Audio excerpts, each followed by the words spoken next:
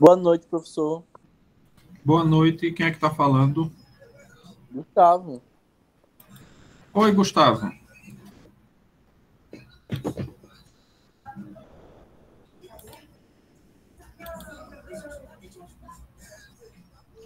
Sim, então, a gente viu que, de fato, as línguas não vêm diretamente do latim, há um intermediário aí no meio, embora esse intermediário não deixou nenhum traço. A gente sabe, simplesmente por causa das críticas, muitas vezes, que eram feitas, e também por conta das divergências entre tantas línguas de origem latina.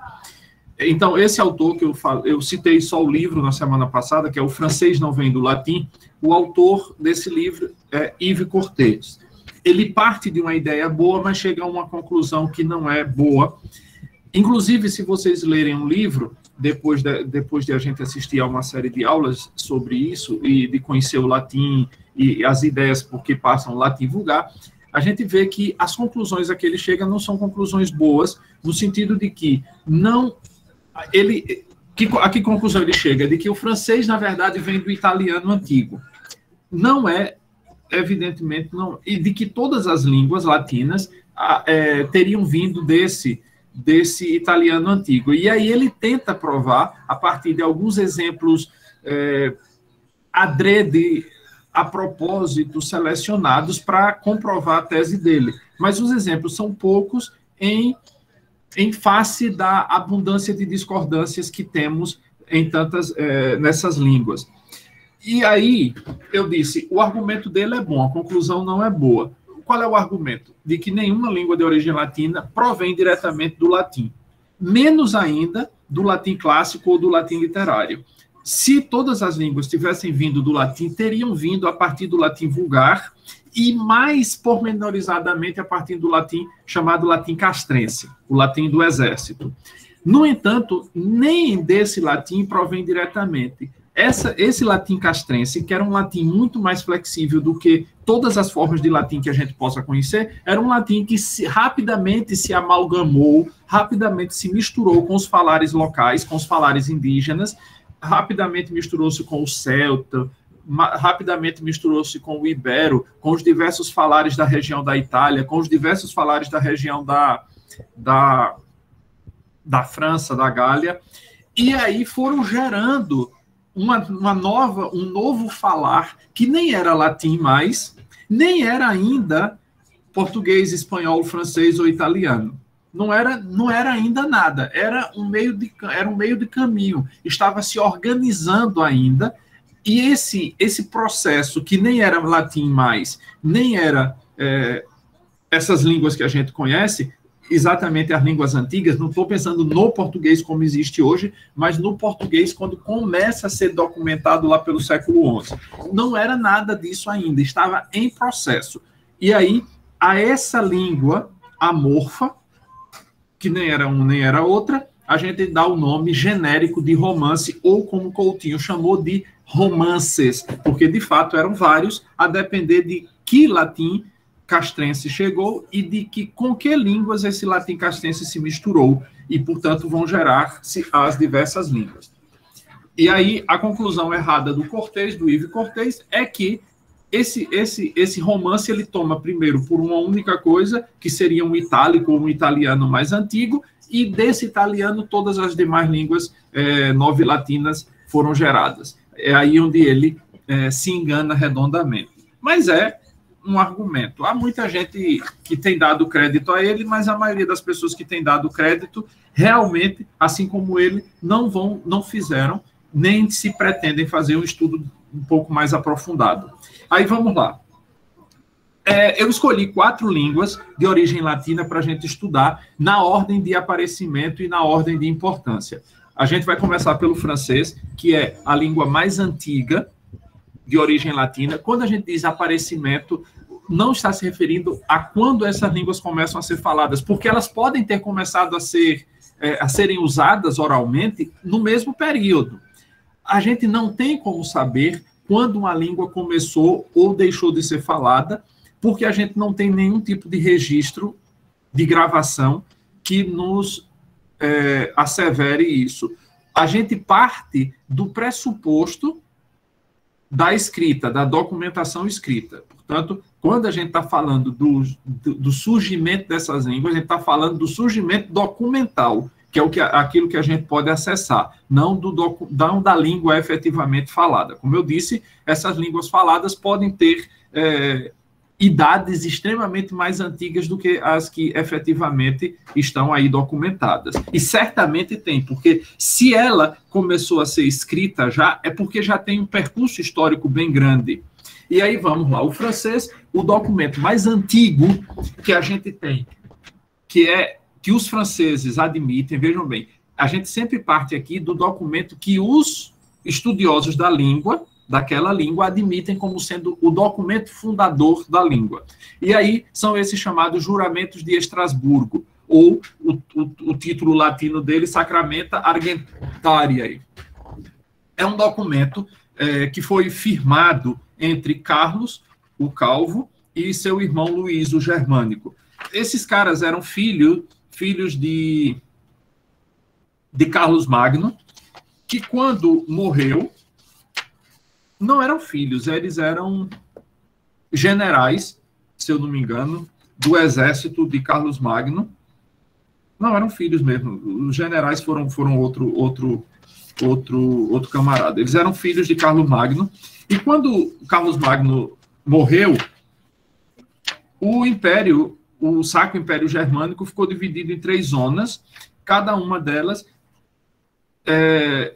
confiada a um desses filhos. Vejam bem, acontece, porém, que o Luís o Germânico, se juntou com o irmão Carlos o Calvo para fazerem uma guerra contra o irmão Lotário I. E aí, esses 2 exércitos que falavam línguas diferentes precisavam que os textos que foram lidos pelos dois fossem traduzidos para as línguas vulgares, quer dizer, um falava em proto-francês, vamos chamar isso assim, porque não é efetivamente francês. O francês, nem o francês antigo, é um proto-francês, é uma língua anterior ao francês antigo. Vamos dizer, um francês em germen ainda. E o outro era em teodisca língua. Teotisca é do povo teutão. Portanto, é uma espécie de alemão, um dos dialetos alemães.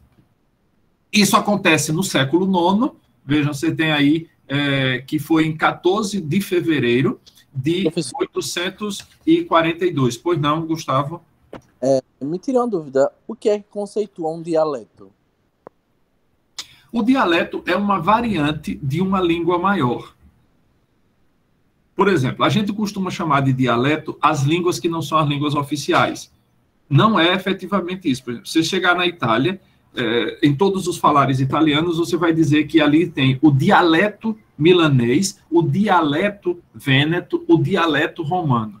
Na verdade, se a gente for analisar com muita frieza, eles são línguas de verdade, porque eles têm uma gramática completamente distinta da gramática do alemão, ou da gramática do italiano. Só que a gente parte do pressuposto, a gente não, quem define o que é dialeto e língua a língua é aquela oficial, e os dialetos são aqueles falares que são usados, mas que não são oficiais. Pelo menos não dentro de uma nação, eles podem ser dentro de uma comunidade. E aí, por exemplo, você vai para o Peru. O Peru tem 2 línguas oficiais, que é o espanhol e o quichua. O quichua não é considerado dialeto porque ele é adotado como língua oficial. Aí ele passa a ser língua. Assim como, sei lá, você vai no México, a língua náhuatl, que é a língua asteca, que não é considerada a língua oficial, pode ser considerado um dialeto. Mas é uma língua completamente distinta da língua espanhola. Por isso é que, na minha concepção, ele é língua. Entendeu, Gustavo? Não é uma definição linguística a que corre, é uma definição política. Então, você tem uma língua que é política, militar e economicamente definida como língua oficial, todas as mais que não sejam língua oficial serão dialetos. Mas quando você pega o espanhol e compara, por exemplo, com o basco, que ninguém sabe nem qual é a origem do basco até hoje, é uma língua completamente estranha, não faz parte de nenhum daqueles ramos que a gente falou na aula passada. Ninguém sabe se ela é aparentada com o russo, com o japonês, ninguém sabe. E é um dialeto, mas não é um dialeto de verdade, ela é uma língua. Mas, nessa definição política do que seja língua e do que seja dialeto, aí o basco entra como dialeto. Entendi. Mas linguisticamente é uma língua. Do ponto de vista que o senhor falou, um dos requisitos a ser denominado oficial seria ela ser militarizada, ela ser falada pelos militares. É por isso que essa referência ao latim como o latim oficial. Gustavo, teve um pedaço aí que cortou e eu não estou entendendo a sequência da sua pergunta. O senhor, na primeira aula, o senhor tinha mencionado que existiam várias seleções do latim. E uma delas era referente aos militares, ao latim castrense. Então, existe uma correlação entre esse momento do latim e essa definição de língua oficial enquanto nos momentos atuais? Existe uma correlação histórica? Não necessariamente. Eu acho que isso vai acontecer muito, muito, e principalmente durante a Idade Média. A gente vai ver isso nas aulas seguintes, quando a gente for falar dos períodos de formação do português. E aí, quando a gente for entrar nas chamadas Guerras da Reconquista, eu acho que é ali, não existe uma coisa muito certa, mas eu acho que é ali quando o português, como a gente conhece hoje, termina se impondo como língua, lá pelo século XV. E todos os mais, o que não sejam aquele falar particular, é considerado dialeto. Vou dar um exemplo simples para você entender isso. A galera de Nápoles, na Itália, não sabe falar italiano, porque eles não estudam italiano. E por que eles não estudam? Porque a língua italiana é, na verdade, o dialeto falado de Florença. E os napolitanos, que têm uma história muito mais antiga do que os florentinos, não admitem que a língua que a língua florentina lhes seja imposta como a língua que eles têm que falar, entendeu? Então, os napolitanos seguem falando a língua deles e falam muito porcamente o italiano. Eles falam italiano como um estrangeiro que não estuda muito bem falaria. Porque eles não dão importância. É a língua de outra cidade que se impôs militar, política e economicamente sobre eles. E aí eles não respeitam. Entendi. Me tira toda dúvida bem rápida. Seria bem objetivo. Existem alguns países, principalmente na África, que eles falam, além do idioma nativo, outra língua. No caso, por exemplo, que eles falam seu idioma nativo e o português. O português, nesse local, é considerado como dialeto ou não? Nesse caso específico, acontece um problema muito grave vamos nos deter nos países africanos. Quando se fala de língua oficial, o que é que se está dizendo? Que é a língua da burocracia. Todas as coisas burocráticas são feitas naquela língua. Se você quer estudar numa faculdade naqueles países africanos, por exemplo, os de língua portuguesa, você vai ter que falar português. Mas o povão fala português? Não necessariamente. Eles seguem falando as línguas nativas deles. Algum pode saber, porque efetivamente terminam aprendendo por questão de comércio, mais do que por questão de estudo. Mas elas são só línguas burocráticas. Aí elas são consideradas porque são os burocratas quem consideram, porque, lembre-se, é uma língua política. A consideração de língua oficial é política, simplesmente. É uma imposição política, econômica e militar. Isso vai ficar mais claro quando a gente for estudar, Gustavo, esse processo que eu estou dizendo da formação histórica do português, que a gente começa na próxima semana. Aí, isso eu vou chamar a atenção sobre alguns detalhes, e aí essas dúvidas eu acho que serão esclarecidas. Ok, obrigado. As ordens. Então, vamos lá. O primeiro texto que a gente tem, que os franceses consideram como o texto fundador da língua francesa é esse daqui, que é a parte desse Juramentos de Estrasburgo, que é a parte em que Carlos o Calvo recita para que o exército dele entendesse, assim como o irmão Ludovico, o germânico, ou Luís o germânico, vai recitar na língua teodisca para que o exército dele entenda. Porque, ainda que, em tese, eles devessem falar a mesma língua, eles falam línguas completamente distintas. Então, o exército de Carlos o Calvo não entende o texto que Ludovico Germânico falava. E, por isso, tinha que traduzir para o texto na língua que cada um dos exércitos entendesse, para que eles entendessem, os militares, qual era o compromisso que os chefes estavam firmando e que eles se comprometeriam. E aí tem aqui o texto, né? Pro Deo amor, et pro Christian poblo, et nostro comum salvament, diste di in avante, enquanto Deus savir e poder me donar, si salveré, siste meon frade Carlo, e in aiudia, e in caduna cosa, sicum om per dreit son frada, salvardiste, in oquide il mi altresi fazer, e ab luter nul pled nunquam prindai, e meum volsiste mon frade Carli indamno site. Aqui existem pouquíssimas palavras que estão em francês, como o del, esse pro é uma corruptela da preposição latina pro mesmo, pro del, pelo amor de Deus, aqui deveria estar no genitivo, mas ele já está no caso que a preposição pro pede, pro del, por causa de Deus, o amor, e pelo bem, e em favor, né, o pró, aqui nesse caso vai significar favor, e em favor do povo cristão e de nosso comum salvamento e nosso bem comum, deste dia em diante, deste dia em avant, enquanto Deus savir e poder me donar, enquanto Deus me der saber e poder, sabedoria e poder, se eu salvarei, como traduzi aqui, né, darei socorro a este meu irmão frade Carlo, a este meu irmão Carlo, e ajuda, salvarei, né, darei salvação e ajuda em qualquer coisa. E como por direito, frade salvardista. Exato. E como se esse on aqui é si, que não é latim, é francês já. Aqui é o si condicional e aqui é o si impessoal.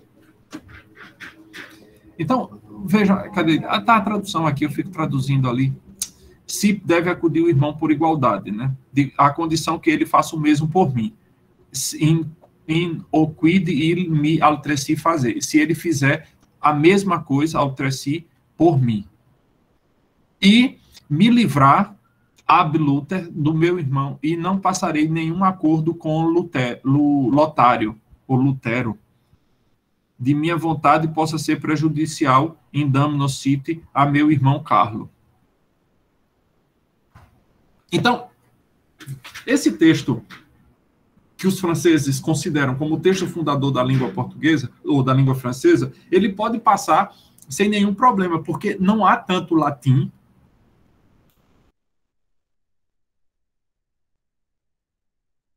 Não há tanto latim quanto em outros textos que a gente vai ver mais para frente. Vamos adiante. Em o texto, o italiano, que é historicamente a segunda língua que a gente, vamos dizer, tem notícia. Desculpem-me. O francês, vocês viram que foi de 14 de fevereiro de 842. Guarde essa data. 14 de fevereiro de 842, meados do século IX. O texto mais antigo que aparece em italiano é de 960, quase 100 anos depois do texto francês. E é uma sentença chamada sentença cassinense. Mas aqui a gente não pode deixar de lado esses grandes nomes da língua que são, vamos dizer, os que terminam impondo a língua italiana ou a língua florentina como sendo a língua italiana. Porque Dante, embora ele não fosse florentino, mas ele vivia em Florença, era patrocinado pelos os doge florentinos, e ele adota e usa a língua florentina como se fosse a língua materna dele, porque era patrocinado por mecenas florentinos. A mesma coisa com Petrarco e Boccaccio. É o dialeto florentino ou toscano, que termina se impondo como língua. Aqui está o texto do documento, que também é um texto que não tem muito de latim. Isso aqui é o seguinte: estava uma querela, uma briga de terra de um mosteiro, acho que o mosteiro beneditino, beneditino está ali no final do texto. O mosteiro beneditino estava dizendo que alguém tinha roubado as terras dele e foi para uma disputa judicial. Nessa disputa é convocado um aldeão, e esse aldeão dá essa declaração, que obviamente ele não deve ter escrito, isso foi escrito pelo tabelião, né, pelo notário, e esse tabelião, a gente considera que esse texto 960 é exatamente aquilo que o aldeão declarou, né? Ele disse: "Salco che le terre, perché le fini, che chi contene 30 anni le possete parte sancti benedicti." Isso é a única coisa que está em latim no texto. O resto é quase italiano, porque italiano daria so che quelle terre, per quelle fini, che qui contiene, seria um pouquinho diferente. 30 anni fa le possede le parti di San Benedetto. Então, eu sei, eu declaro que aquelas terras, aqui é o plural, né, que aquela terra per quelle fine, naqueles confins, que aqui, que qui contene, que aqui estão contidos, por cerca de 30 anos, foram possuídas pela Ordem de São Bento, pela Ordem Beneditina. Então, aí a gente tem um documento que efetivamente vamos dizer que não é latino. Agora, aí a minha crítica vai acontecer aqui no espanhol. O espanhol tem uma história interessante, a gente vai ver isso com maior cuidado. Eu não vou falar muito nisso aqui, porque a gente vai falar sobre isso, especialmente nas guerras da Reconquista, quando a gente for falar do domínio árabe e do domínio alemão, romano, na província, na Península Ibérica. Aí não vou me deter muito aqui, mas lá no material está isso explicado, mas eu vou fazer uma explicação disso mais lá para frente. Então, não se turbem muito. Isso aí é o chamado dos cartulários de Valapuesta. O que é isso? Isso é um documento que foi encontrado numa igreja medieval no sul de Castela, nessa cidade chamada Valapuesta, e são chamados cartulários porque eram uma série de cartas, de textos. E aí, reparem, eles são do século XII, deixa-me ver, eu não tenho a data exata, eu procurei bastante para saber se tinha uma data exata, mas só aparece que é do século XII. Alguns vão colocar que é do século IX. Claro, aos espanhóis interessa, por questão de orgulho, dizer que esse texto é do século IX e que, portanto, o espanhol é ainda mais antigo do que o italiano, que seria do século X. Isso é só para dizer da antiguidade da língua. Agora, se vocês olharem esse texto, eu não vou lê-lo, mas aqui só tem, em espanhol, essas palavras que estão sublinhadas. Só essas palavras que estão sublinhadas. Só um instante, viu? Eu acho que é um professor que está ligando aqui. Alô? É ele?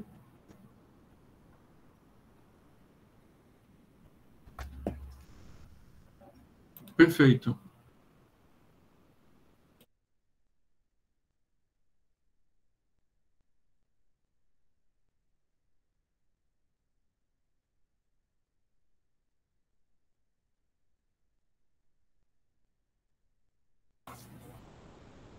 Não, era médico.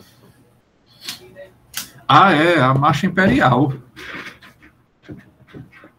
Sim, vamos aqui. Então, nesse texto, que é considerado o documento fundador do espanhol, só tem essas palavras aqui. Ó. E esse omnes aqui não tem o sentido do latim, porque isso em latim seria todos. Aqui diz de alios omnes, na verdade isso aqui era para ser homines, um H e um I entre o M e o N, mas aqui está escrito errado. Mas o resto, isso aqui, costerreira, fueros, fuero que nos... omnes e omnes aqui, são somente essas palavras aqui que são escritas em espanhol. Todo o resto do texto está escrito em latim. Por mais errado que esteja o latim, mas o texto está escrito em latim, com as preposições latinas, algumas vezes com as terminações das declinações, algumas vezes. Lembre-se que eu disse que no período latino tinha já começado a haver a simplificação da língua, né? O latim tinha 3 gêneros, ficaram só 2, o neutro e o masculino se igualaram como uma coisa só. Os 6 gêneros, os 6 casos, né, as 6 funções sintáticas passaram a ser só 2 e depois foi reduzindo para uma só, por isso que, por exemplo, em português, francês, italiano, você tem uma forma só de palavra, você diz carro, não interessa se é nominativo, se é sujeito, se é predicativo, se é objeto direto, se é objeto indireto, ela vai ser sempre carro. O latim teria uma forma diferente para cada função sintática. E aí os espanhóis, safadamente, usam esse texto como se fosse um texto fundador do espanhol, para dar uma antiguidade que o espanhol mesmo não tem. Aí... O italiano foi bem mais honesto, o francês foi também mais honesto, o italiano foi talvez o mais honesto de todos. Mas o francês foi honesto, porque apesar do texto, tem poucas coisas que estão em latim, está muita modificação, mas esse texto daqui do espanhol, efetivamente, ele está em latim, tirando 6 ou 7 palavras que estão em espanhol. Eu acho, na minha concepção, que isso não justifica dizer que esse é um documento fundador. É só uma arrogância de se achar, de considerar a língua mais antiga do que efetivamente ela seja. E, finalmente, a gente vai para o português. Aqui também tem uma série de coisas que a gente vai falar disso com maior detalhe no processo de formação da história da língua portuguesa, que é a partir da próxima semana. E aí a gente... Aqui tem já um monte de resumo de coisa que a gente vai ver nas próximas sessões, porque pensem, esses textos aqui, eles foram tirados desse meu livro, só que esse livro foi pensado para ser História da Língua Portuguesa e aula de latim, que era para a disciplina anterior. Quando acabar a disciplina, só algumas coisas da primeira parte dele interessam. E aí eu tive que procurar outro material que fosse bem mais detalhado do que o meu, inclusive que serviram de fontes para o meu material, para fazer a aula com vocês o mais completo possível, e não só um resumo do que seria. E aí a gente vem para aqui, que é o documento fundador do português, que é esse texto em galego-português. Depois a gente vai ver por que galego, não vou me deter sobre isso, que a gente vai ter ocasião de falar sobre isso nas próximas semanas. A gente vai ter pelo menos, acho que 4 ou 6 semanas dedicadas à história da língua portuguesa, e aí está o texto em galego-português e a paráfrase em português atual. Vamos começar por uma explicação sobre paráfrase. Por que não está aqui tradução em português atual? Porque você não traduz de uma língua para ela mesma. Você só traduz de uma língua para outra. Se a língua é considerada a mesma, há 2 coisas que você pode fazer. Primeira, ou você atualiza a linguagem, ou você faz uma paráfrase. Nesse caso aí é uma paráfrase. No mundo não me sei parelha, mentre me for como me vai. Caja moiro por vós, e ai, minha senhor, branca e vermelha. Queredes que vos retraia, quando vos eu vi em saia, mal dia me levantei, que vos entrou, que vos então não vi feia. Vejam que aí também a gente já reconhece vários elementos do português, alguns deles desapareceram, infelizmente. Eu acho Eu acho que esse daqui não deveria ter desaparecido, o K. Esse aqui é o porquê de explicação, que a gente diz porquê junto e o porquê de pergunta separado. Mas, se a gente tivesse continuado com esse K, seria muito mais fácil. No mundo não me sei parelha, no mundo não há, não sei, não me sei, não conheço alguém que se assemelhe a você, que se assemelha, que não me sei parelha, que não se assemelha a mim.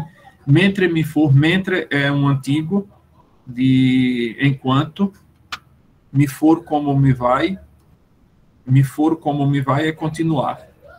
Cá, já moiro, pois já morro por vós e ai. Mia Senhor, antigamente os nomes em português terminados em or não sofriam variação de gênero, eles só tinham uma forma, mas veja que o adjetivo mudava. Minha Senhor, minha doutor, minha amor, ainda veja que amor, flor, a gente não tem uma variação. Algumas outras, a variação, essa variação vai acontecer no processo de história, porque a língua, como eu já disse outras vezes, é alguma coisa dinâmica e o uso, efetivamente, não um decreto, não uma imposição ideológica, vai me fazer a língua. A língua é um uso espontâneo dos falantes, não alguma coisa além disso. Quando vos vi em saia é a roupa de baixo, que aqui está, quando vos vi sem manto, em saia, que está de roupa de baixo. Mal dia me levantei, maldito seja o dia em que me levantei, que então não vos vi feia.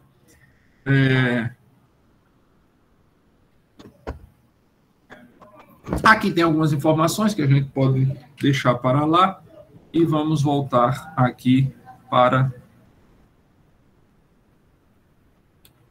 o nosso.